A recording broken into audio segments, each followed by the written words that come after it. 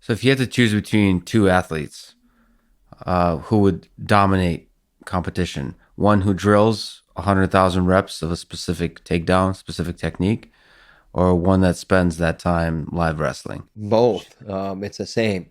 And I like to live wrestling. I was always wanting to live wrestle, bring the warm up into the live wrestle. Let's go. But where I got really, really good was a repetition. And I was disciplined enough to know that the things that you hate to do in this sport are the things that make you the very best. And that is a rare ingredient as I've gotten older. And you spend a lot of time communicating that to younger athletes. So the thing, if you feel yourself hating something, that's probably the thing you should be doing. Yes, as a matter of fact, I had a strength coach when I was really young. He was just a freaking guy that he wore white, like he was almost like a nurse's clothes. He wore all white from head to toe, and he was in Cheyenne, Wyoming. And his first name was Walt. And he taught Terry and I to hate the bar away from you on that last rep when you're dead. And whether it's a curl, you hate it up. And then you do the negative and you hate it down, and you hate that bench up, and you hate it. You look at the bar and you hate it away from you. Mm-hmm. So, I learned, and that I was young. And I remember being bored. My mom's sister lived out there, and we were dropped off to stay out there with our cousins, and I was bored a little bit. And they always treated us really good, but this was like the single most bright spot in a weightlifting, like enlightenment, even though I lifted weights. But I never knew the psychology behind lifting weights. It's just to look good, and so you can flex and look in the mirror, or is it for performance? And this guy was about performance. And you said repetition. Do you mean technique? I'm talking repetition, technique, drill, hit, drive, finish, hit, drive, finish. So you believe in that? You believe I in that believe with in your that guys? wholeheartedly. So, I mean, And I believe that you have to do it on your own.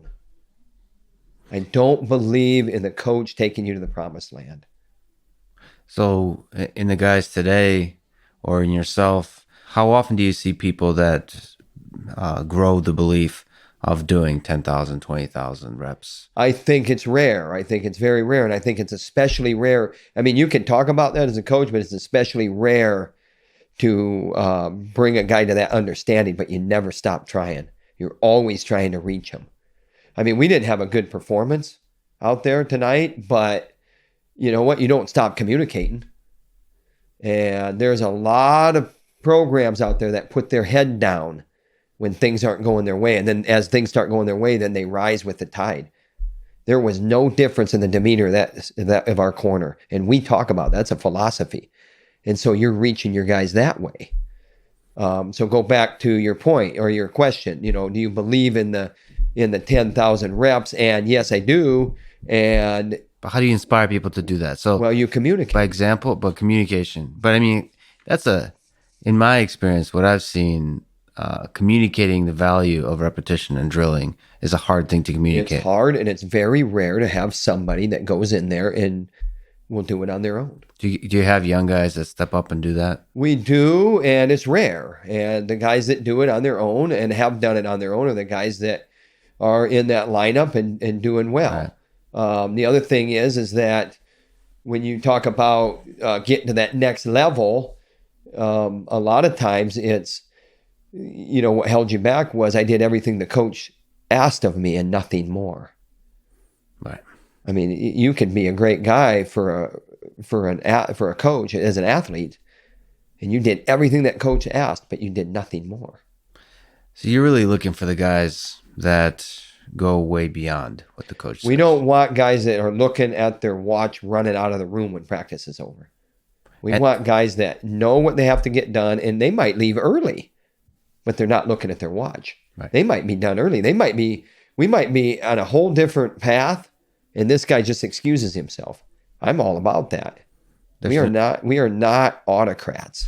There's an internal engine in there. Is that something you're born with, or is that something you can develop? I think you are born with it. You develop it also, and I think that there has to be comfort. And I go back to the communication, that young people are comfortable enough to communicate that I need to take the day off. So what do you mean by do communication? something different. Just exactly. So letting athletes. be part of their own development. Communication to me is letting them know what they need to do to get themselves in contention to be the starting quarterback, and then to give them boosts and compliments when they earn them. And I don't have time to waste with lies and cheating. And when I say cheating, I'm talking about when they cheat themselves. And so those become very direct conversations. And the conversation starts like this: I don't have time to waste, and neither do you. And so why are we wasting our time? And here's what I mean by that. We're having a conversation about, your accountability. If you look in the mirror and you're accountable, then we aren't taking the time to go through this. We're already on our way to solving the problem. Problem can't be solved without that understanding. And has to do with symptoms that you see in the wrestling room. There's something where the fire's not quite there. That has to do with mental, emotional, spiritual, physical. Got it. Everything that you know about. I had a boss, and our athletic director is a great athletic director, and he gives us everything we need to be successful. But I had a boss, his name was Fred Mims, and I didn't think anybody could be better than him. And then all of a sudden, this Gene Taylor guy came in, and then he was pretty doggone good too. And he actually, was just like Fred, and maybe even a little bit more current. And then he ended up taking a job at Kansas State, where he's the athletic director now. And then this lady, Barbara Burke, comes in. And I didn't think anybody could be better than Gene Taylor or Fred Mims. And this Barbara Burke, she's better than both of them. And the reason why is because she's a problem solver. She doesn't waste time. She's direct, and she's a problem solver. And that's what we need. You need problem solvers.